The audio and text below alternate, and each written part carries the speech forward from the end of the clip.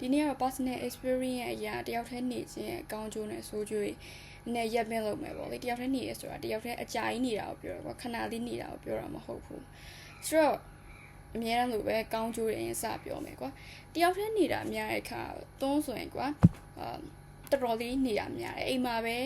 နေတာများတယ်ကျောင်းတွေပါတွေတက်နေပါတွေတက်ရင်လည်းတယောက်တည်းပဲစားတာတယောက်တည်းပဲသွားတာများတယ်အဲ့တော့တယောက်တည်းနေတော့ဘာဖြစ်လဲဆိုတော့တွေးတဲ့အချိန်ပိုများတဲ့အတွက်မကောင်းတဲ့ဘက်ကတွေးရင် overthinker ဖြစ်သွားနိုင်တယ်လို့ကောင်းတဲ့ဘက်ကလိုက်တွေးမယ်ဆိုရင်ကိုအများကြီးပိုသိနိုင်တယ်ကွာသိတာလူတွေနဲ့အများနဲ့အချိန်ဖြုံးနေတဲ့သူတွေတော်တော်များများသူတို့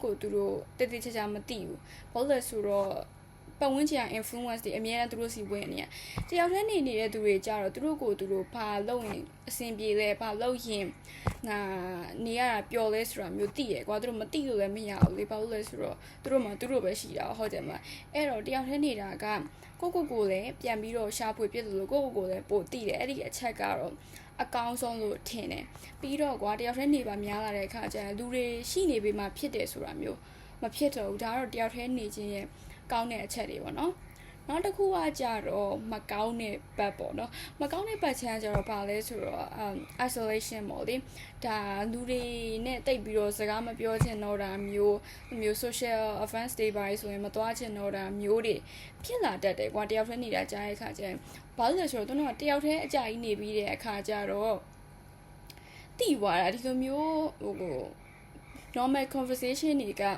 တုံးတို့ကိုအဲ့လောက်ကြီးထိစိတ်မဝင်စားစေတော့ကွာဒီလားအဲ့ဒါဘာတလာပါရီကတကယ် connection ရှိရဲဆိုရင်တော့မှကိုလိုမျိုးကိုနားလဲတဲ့သူကိုတိတဲ့သူမျိုးနဲ့ပဲပြောချင်တာမျိုးဖြစ်ပြီးတော့တာမန် conversation တွေတာမန် social interaction တွေမရှိတော့တာမျိုးဖြစ်တယ်ဘာလို့လဲဆိုတော့တယောက်တည်း